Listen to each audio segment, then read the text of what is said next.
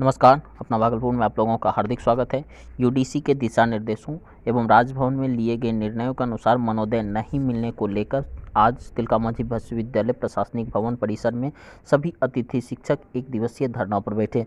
अतिथि शिक्षक संघ टीएमयू के अध्यक्ष डॉक्टर आनंद आज़ाद ने मीडिया से बात करते हुए कहा कि विश्वविद्यालय अतिथि शिक्षकों को 1500 रुपये प्रति कक्षा की दर से दिया जाता है, लेकिन मनोनयन 50,000 रुपये का मनोदय प्रदान करें। उन्होंने यह भी कहा कि बवात यूडीसी एवं राजभवन के निर्देश भी विश्वविद्यालय को दिए गए थे, परंतु अब तक उसे व्यवहार में नहीं लाया गया है। उन्होंने यह भी मांग की कि आगामी अस्थायी सहायक प्राध्यापक नियुक्ति में सभी अतिथि शिक्षकों की नियमित नियुक्ति प्रदान की जाए। धरना पर बैठे अतिथि शिक्षक संघ के अध्यक्ष डॉक्टर आनंद आज़ाद के उद्गार सुनिए। राज्य के विश्वविद्यालयों में अतिथि शिक्षक कार्यरत, वर्तमान में उसको 1,000 रुपये प्रति कक्षा की दर से 25,000 रुपये प्रति माह मानदेय दिया जा रहा है।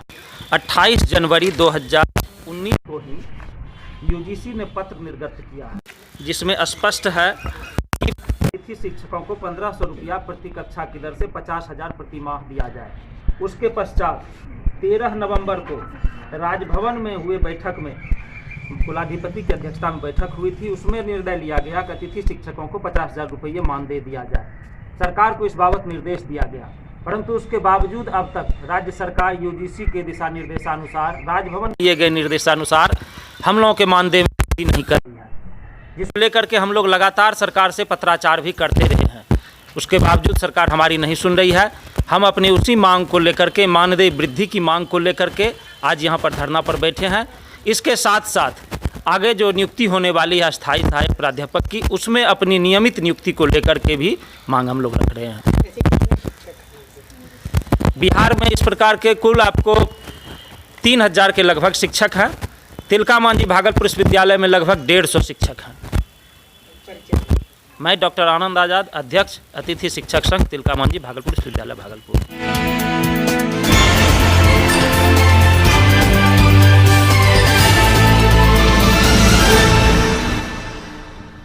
राज्य ही नहीं देश भर में जनहित याचिका के माध्यम से विभिन्न समस्याओं का समाधान करवा चुके पटना के जुगाड़ू सामाजिक कार्यकर्ता विकास चंद्र उर्फ गुड्डू बाबा एवं भागलपुर की समस्याओं को लेकर सदैव तत्पर रहने वाले सूचना अधिकार कार्यकर्ता अजीत कुमार सिंह के संयुक्त तत्वावधान में मानवाधिकार संगठन के घंटाघर स्थित कार्यालय में प्रेस वार्ता की गई।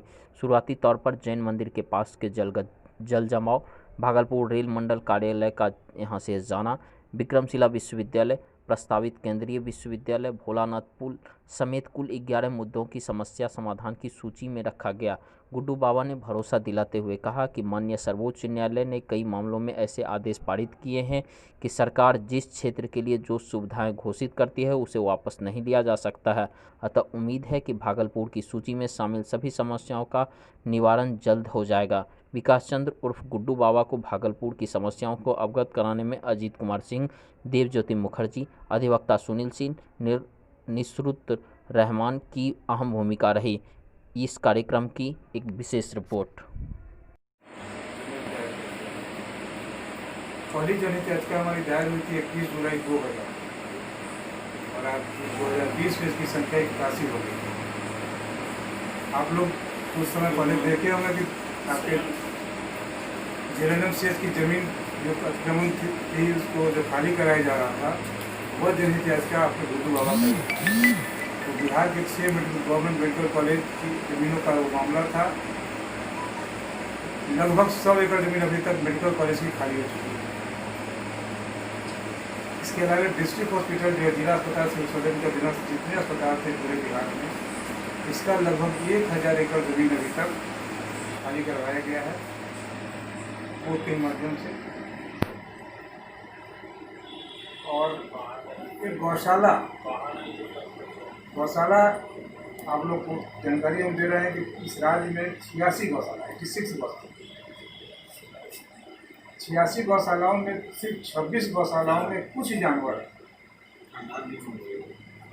शेष गौशालाओं की जमीन जो लोग भी गौशाला के संरक्षक थे, उन लोगों ने उस जमीनों को या तो अपने रिश्तेदारों को लीज कर दिया है या उसको बेचवा भी दिया है। सर, ये जो भगवान पुस्तकालय में अवैध रूप से गाड़ी पार्किंग की जा रही है, इस पर आपकी पहली प्रतिक्रिया क्या होगी? भगवान पुस्तकालय का जो मामला है, भगवान पुस्तकालय पर भी हमारी तिरछी नज़र बहुत पहले से है और कई बार हमने इस पर पहल भी किया है। कई बार स्थानीय प्रशासन और विभागीय लोगों को पत्राचार भी किया है, लेकिन उस पर अभी तक सटीक कोई जानकारी हासिल नहीं हो पाई है। लेकिन जो धरातल पर जो दिख रहा है, वहाँ पर अतिक्रमण, वहाँ पर कार पार्किंग, वहाँ पर फलना पार्किंग, वहाँ उस पर किसी विशेष लोगों का कब्जा, तो इस पर हम लोग काम कर रहे हैं। जैसे ही हमारे पास दस्तावेज आएगा, हम उस मामले को भी छोड़ने वाले नहीं हैं और वो भगवान पुस्तकालय भी अतिक्रमण मुक्त होगा, भगवान पुस्तकालय सुदृढ़ होगा। उसका सारा सिस्टम, वहाँ पर जो भी पांडुलिपि सब है, जितने भी पुस्तकें हैं, उसको डिजिटलाइज कराने का हम लोग प्रयास कर रहे हैं कि वो सारा डिजिटल फॉर्म में आ जाए, ताकि हमारा जो जनरेशन हो, आगे का जो जनरेशन हो, उसको भी उसकी जानकारी मिल सके।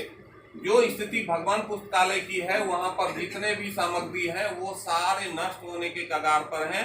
उसको हम लोग देख रहे हैं कि उसमें हम लोग कैसे क्या कर सकते हैं और सरकार का कैसे सहयोग ले सकते हैं। Thanks for watching this video. Do like, subscribe and share.